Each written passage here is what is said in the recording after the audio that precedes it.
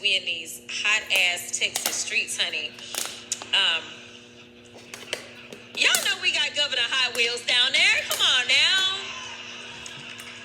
And the only thing hot about him is that he is a hot ass mess, honey. So yes.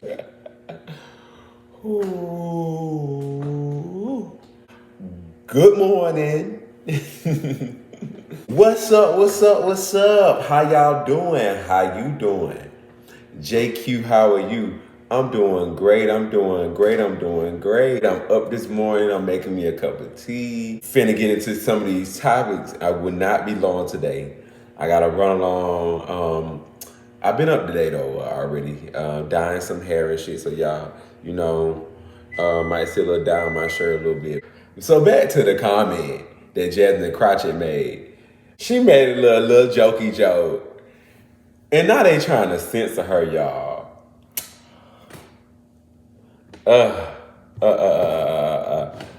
Headline reads, Rep. Randy Weber files a censor resolution against Rep. Jasmine Crockett after she called Governor Greg Abbott Governor Hot Wheels.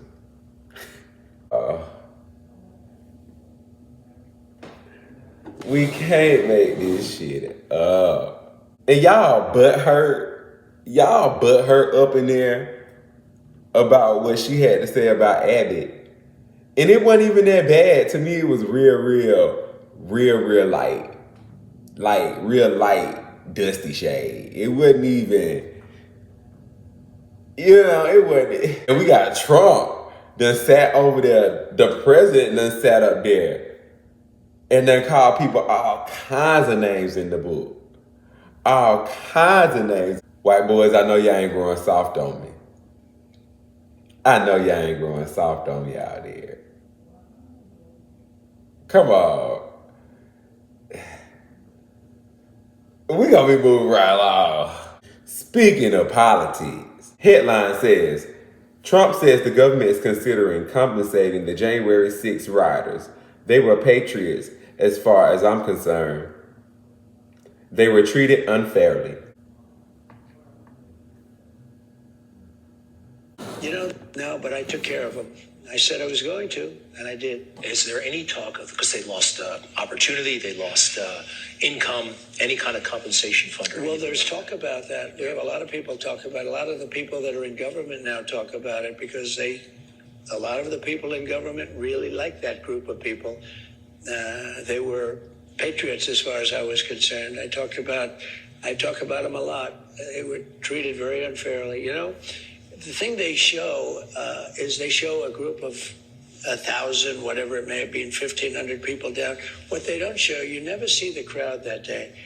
It was the biggest crowd I've ever spoken before. It went all the way to the Washington Monument. It was so wide, you virtually couldn't see anything else but people. They never show that. Whether it was 1 million people or less than 1 million, I don't know what it was, but I see Bernie Sanders has a few people out there. They say, oh, the crowd is so big. They don't talk about the crowds. But a group of people went down there peacefully and patriotically. Remember that. I heard a bunch of nothing. I didn't really hear him say much about he was finna compensate them, but even if they're thinking about, he said there's talks about it in Washington. They were treated unfairly. First, I'm going to break this down. January 6th was a disgrace to our country. And all the hard work that everyone has put in to move this country forward, including our military. It was a disrespect to everyone by them attacking the Capitol. They killed an officer that day. Trump spits all over that. If I, a regular person, was to ever walk into any government building thinking that I'm going to bust through doors and spray paint things and knock over officers, I have the wrong thing coming. And I'm just one person. So imagine thousands of them busting through the Capitol. Then they get arrested. And then you want to release them and say, no, they're patriots. Once again, y'all, I don't care what no one says. I don't care what no one says. This is rooted in smudged in white superiority. Well, white people reign superior. Also, outside of our U.S. military, I feel like he's building his own military, which are those same people that he called patriots. He let them go, which gives them the okay. If they want to ever do it again, they can do it again. That's why he's calling them patriots. Because besides from our military, he has a group of people that are on the ground that are willing to fight for him, not as president, that's the cover up. His name as a person, just a regular person, Trump. They're willing to fight for him. They didn't do this for the American people because if they did, this is not the American way. But I'm black. Hey, who am I to say what's the American way? Most definitely am the one to tell y'all motherfucking asses. We the ones that been sitting back watching this bullshit for the motherfucking longest. Of course we can tell you what the fuck America is and what it ain't. Y'all the one that been whitewashing this shit the whole time. When this is what it really is.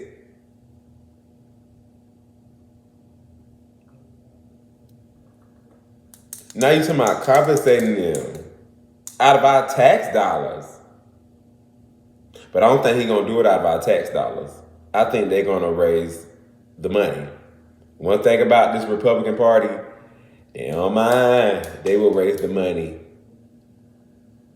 And they'll raise it very shortly. Trump had a debt. To get out of jail, they paid their debt. And I think 48 hours, 72 hours, something like that. They paid it. They put a funding up. They raised the money. He got it. So if anything, they may just raise it. May raise the money and pay them. I don't know. But we're going to be moving right on. Describes housing affordability here in Atlanta. 11 Alive's Molly Oak shows us the new numbers, breaking down Metro Atlanta's affordability as more people are expected to move here.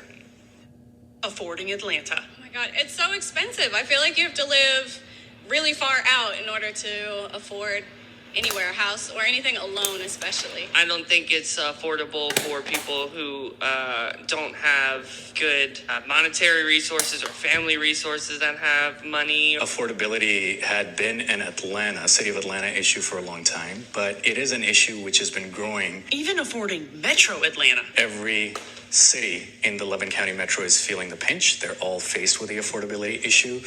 And so it is truly a big regional issue at this point. Data from the Atlanta Regional Commission shows wages for the average worker aren't keeping up with the increase in housing prices. It is a crisis for people who are in the region right now. According to the ARC, from 2018 to 2023, the Metro lost more than 230,000 affordable units, apartments renting for $1,500 or less. Plus, it's forecasting by 2050, another 1.8 million people are moving here. And if we're not keeping up with the pace, if we keep building at the pace that we're right now, and we keep losing units at the pace that we are right now, we can only see this problem getting worse. And while the ARC says there's not a one-size-fits-all solution to getting back on track, I think financing is one of those key mechanisms that we're seeing a lot of movement on, but we need to see a lot more injection of cash into these projects for them to be successful. Wow.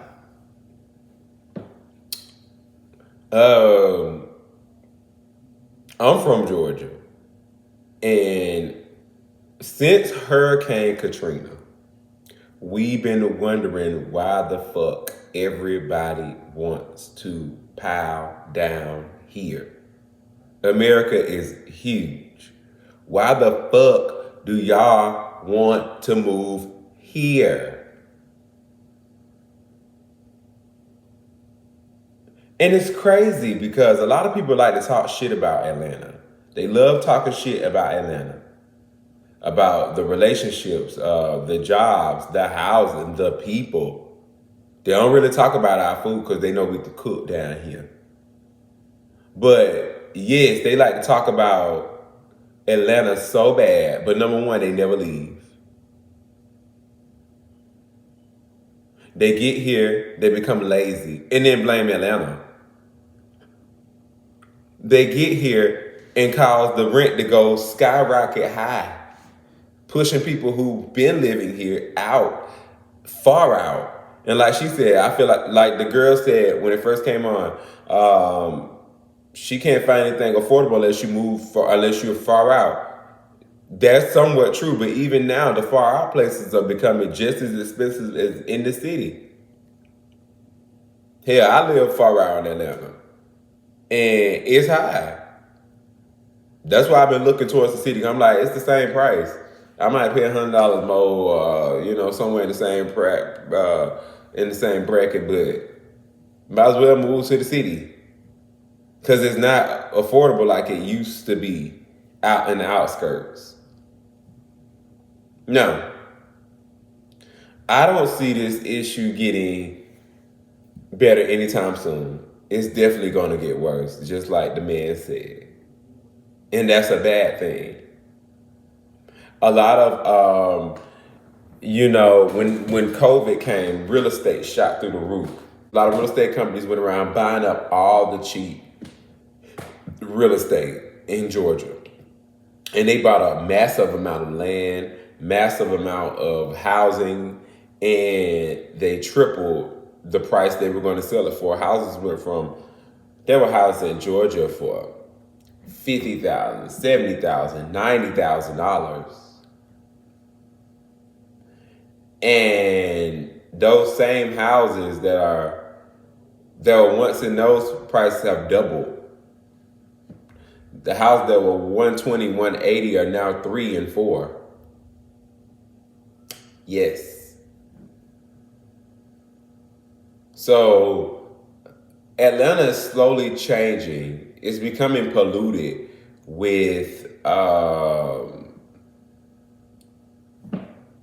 city people from bigger cities, from more progressive cities. Atlanta's more, I've traveled just a little bit. I haven't traveled the whole world, y'all, but Atlanta is more southern, laid back. Georgia's like that, period. Georgia's real southern hospitality.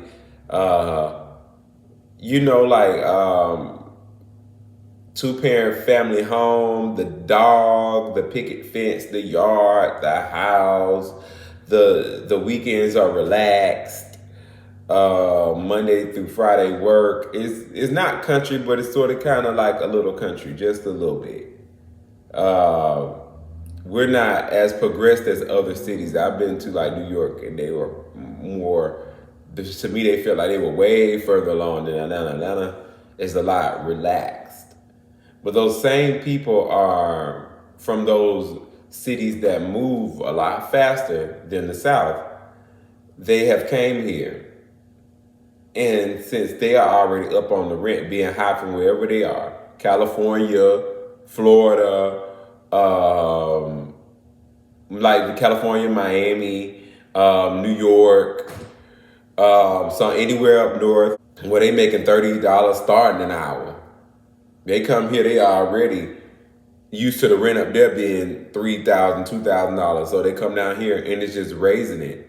And they're pushing people that are from here further on the outskirts. And even the outskirts are becoming more expensive. And then when you get further along the outskirts, it becomes more racist.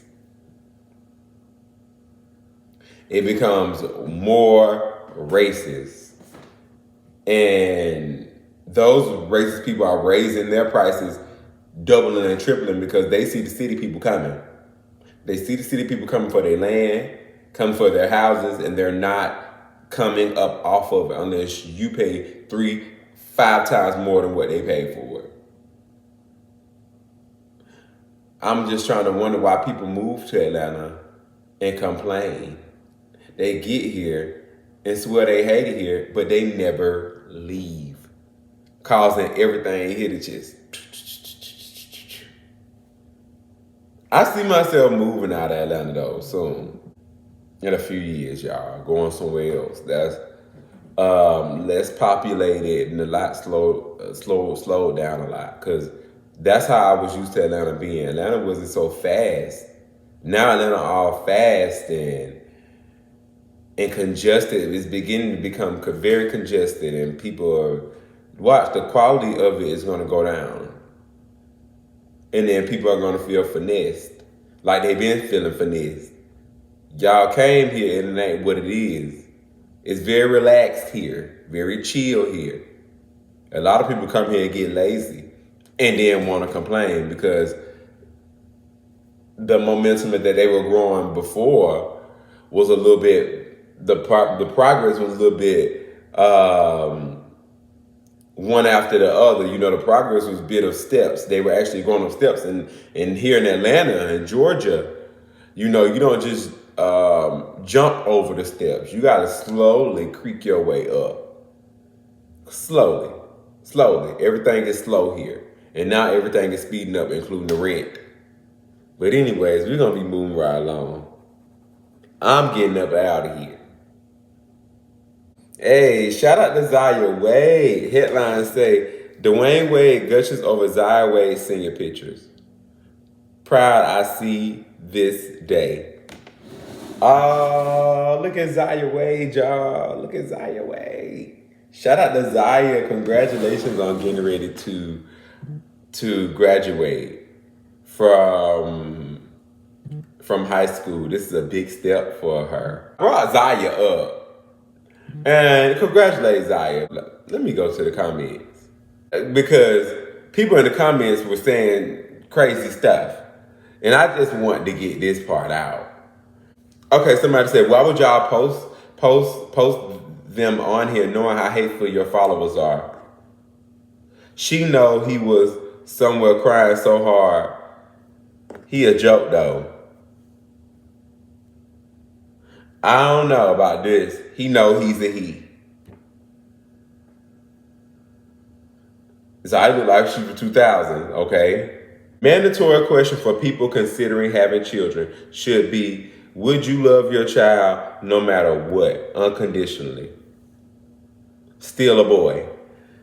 Okay. I posted this because I'm proud of, shout out to Neighborhood Talk for posting this.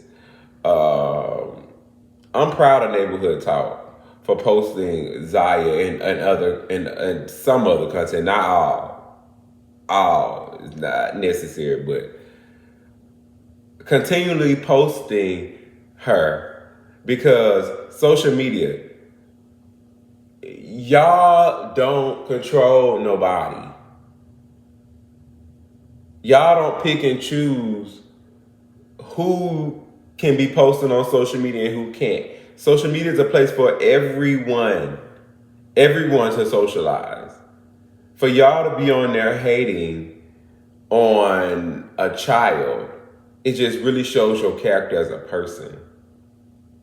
Especially if the parents love this child and this is something that the child wants to do and the parents are doing nothing but supporting their children, loving on their children. It may not be the way you would love your child. It may not be the way your parents would have done things, but it doesn't make it wrong. Love is love. Nothing about love hurts. I don't know how true that is, but that was a statement I heard growing up. Nothing about love hurts. So if it's not hurting this child, it's loving this child, then what's the problem? Y'all act like people can't exist in certain spaces because of who they are. You cannot block somebody from existing in a space. Who are you? We were all born into this world to share this world. Who the fuck are you? You are not God. A lot of y'all try to deny trans people existence as if they don't exist. And they do. God have allowed trans people to exist. And if God has allowed it, then let it be so. There are trans people living amongst us that are healthy, that are living, that are breathing. And they should be shown too. They should not be hidden and blocked out of certain spaces because of people that want to hate on them and dislike them. That's not fair. That's not fair. This whole entire world is not meant to be one way, which is heterosexual. This world can be whatever way the person is born wants to see it. However they want to experience this earth, they should and they shall. However they want to be seen, they can be. Who are you to try to stop that person? How dare you try to stop God? Once again, God allowed it into this realm, so it shall be. It's not hurting nobody. If this is what she wants to do, let her do it, and let her be.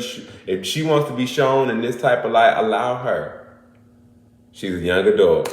She's finna graduate from high school.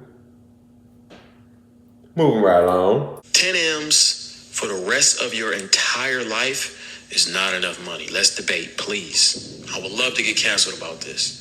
I stand on it forever. Okay? It don't have nothing to do with me being a rapper. It don't have nothing to do with me wanting nice shit. It don't have nothing to do with none of that shit, nigga. I'm trying to tell you niggas, bro. Question. Do you think $10 million is enough to last a lifetime? Okay, right now I'm 33, y'all. I plan on living to 100, so that's 67 years from now. Okay. That's 67 years from now. And let's do the math, okay? This is me. For the next 67 years, $10,000 a month should last me. Because I treat it like a regular job, you know. And I live a very minimalistic life, but it'll be very comfortable. If I paid myself $10,000 a month for the next 67 years, what is the exact amount of that? To find the total amount you'd pay yourself over 67 years at $10,000 a month, you can follow these steps. 1. Calculate the number of months in 67 years. 67 years times 12 months per year equals 804 months. Multiply the number of months by the monthly payment, $840,000 per month. So if you paid yourself $10,000 a month for 67 years, the exact amount would be $8,040,000.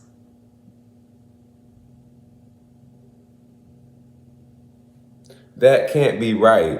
It's 67 years, $10,000 a month. So how is it $8,000? That doesn't make sense. Let's recalculate that. You want to find out how much $10,000 a month would be over 67 years. 1. First, calculate the number of months in 67 years. 67 years times 12 months per year equals 804 months. 2. Then multiply the number of months by the monthly payment.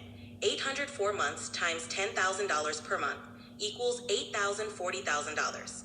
It seems the calculation was correct. Over 67 years, paying yourself $10,000 each month would indeed total $8,040,000. That can't be right. If I'm starting with $10,000, how is it less? I understand the confusion. Let's ensure we're on the same page. To calculate the total amount paid over 67 years at $10,000 per month, 1. Calculate the number of months in 67 years. 67 years times 12 months per year equals 804 months. 2. Multiply the number of months by the monthly payment. 804 months times $10,000 per month equals $8,040,000. This calculation is correct. Oh my God, baby, I'm tripping. I got to be tripping. Hold on, we gonna get this right, cause this bitch lying to me. She's saying it wrong, y'all. It's not 8,000. I don't know what is her problem. It's 8,040,000. It's right here. 8 million. Let me see where it's at. Right there, y'all. 8,040,000. So I still, if I paid myself $10,000 a month for the next 67 years, and this is the monthly income, I still got over almost $2 million. Almost. I got 1,960,000. Almost $2 million still left. Now, at the rate rent going and stuff like that, by the time I'm 60 something, that'll be enough to cover my rent, car note, doctor insurance, gas, But I shall still be living comfortably if I'm smart. If I'm smart, I'll take $1 million out of what I got left and invest it. I would spread that $1 million out. Try to spread it out 5 ways. If not, it'd be 3 ways. But I would spread that $1 million out into some investments to bring in way more money. But that 10,000 is my cap. I should live comfortably off of $10 million for the rest of my life. Now, like I said, I'm 33 right now. I plan on living to 100 and above. So, if I times that by 67, boom. I got 8 million. Not too shabby. Not too shabby. Tamar unblocked Toni. And y'all know we had covered this story. Shout out to Tamar and Sherry. I love y'all. Miss E2, shout out to her. Because on Instagram, Toni said that she wanted to leave you a birthday message, but you blocked your sister. Indeed. You blocked Toni? Yeah. Why you blocked her? I block all my sisters all the time. Really? Yeah. They work on my nerves to get blocked. You know, one thing I love is your facial expressions, Tamar. It says more than the words you ever say. So did you unblock Toni? She's unblocked for now. Really? Yeah. Yeah. Toni, what kind of things do your sisters do when you say, when they get on my nerves, I'll block them? I am the youngest, right? And so it's easy to target me because I'm the youngest and people say I'm not the most outspoken. But the oldest sisters are very antagonistic. Yeah. You know? Okay. And so when they work on my nerves, they do too much or they gang up on, they get blocked. Okay. and Miss Evelyn, I want to ask you, you know what I love is you are the matriarch of the family. These girls can be arguing and going at it, and you will go, enough. Yeah. Shout out to Tamar. Whoever did her makeup and her hair that day, they was on point. They was on point. It reminded me of the old Tamar when she was first on reality TV, especially when she talks about her sisters.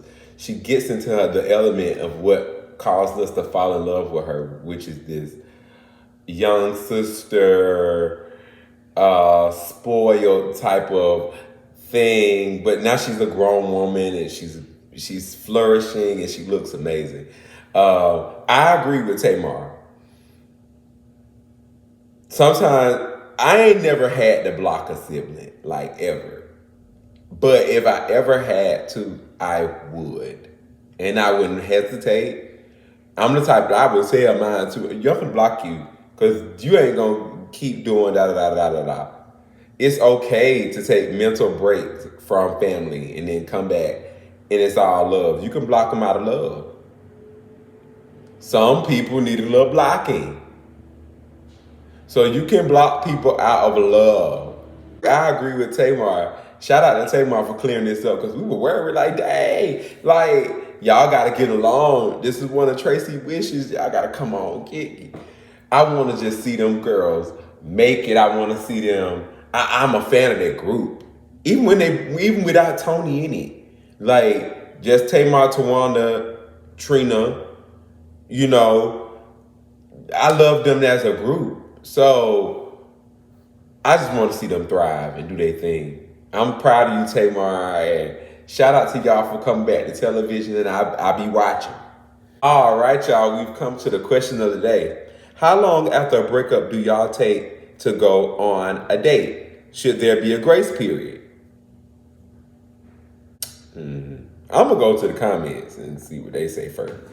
You think he's sitting around thinking about a timeline? Girl, go on a date.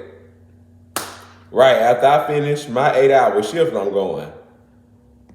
However long GPS says it's going to take me to get to the date. Someone said, I always wait to heal, but in a good headspace before I started dating again.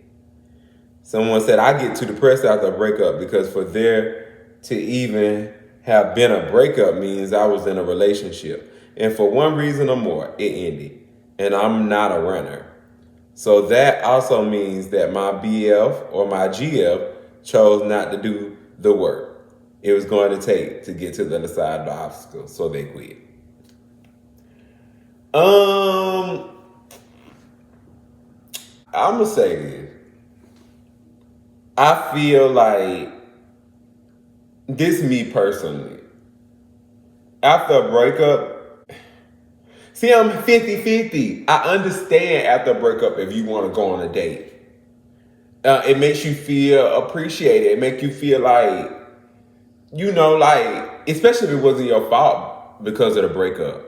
If it wasn't your fault because of the breakup and you were doing things right, you could sometimes second guess yourself or question yourself. And going on a date reassures you like, you know, I'm good. I just need to continue to walk on forward.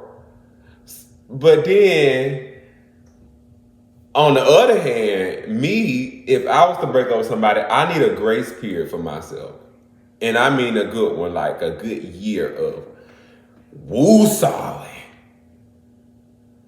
Because I was with someone else who I thought I was going to be with for a very, very long time. And me and that person not together no more. So I need a woo-saw. I can't think about loving somebody else right out the back or somebody else touching me right out the back. Or somebody trying to be intimate with me right off the bat. Like I don't know. I don't see that. So for me, I need a grace period, a good year or so, before I come around and be like, you know what? I'm through. And a lot of people won't admit that out loud. They listen to they homegirls, like somebody say, you think he's sitting around thinking about you? You gotta go on a date. And then they end up going out there and boom, they back in a similar situation or they back heartbroken again or 6 months later it's over. It's like a build-up. I need some peace to sort my feelings out, to get the last relationship residue off me. So the next person I come in a relationship with, I'm good. I've done some self-work. You know, a lot of people don't like other people who just got out of a relationship a month or 2 or 3 months ago. They look at you automatically like, oh, we finna just smash, or this is smash thing, or they won't come, smash. Because some people don't even want a relationship for real. They want companionship. They want some type of intimacy. Not a relationship. It's different. Companionship, you can have that without a relationship. Maybe I'm saying the word wrong. Let me see. What's the definition of companionship? A feeling of fellowship or friendship. Yeah, like, I think people want friendship, companionship, fellowship. They don't really want a relationship. And so a lot of people end up in relationships seeking companionship. So no, I need to figure all that out before I even jump back in anything. I need a grace period for myself personally. All right, y'all. We have come to the end of the show. Everything that you heard here today are allegations brought to you through the media for deep discussion, observation, opinion, laughs, and giggles. If you haven't already, follow me on all social media platforms. IG is at the.jq.show. Facebook is at Jaquavius Martin. And TikTok is at TheJQ Show. Thank you for tuning in today, and I will see you all on tomorrow. Later.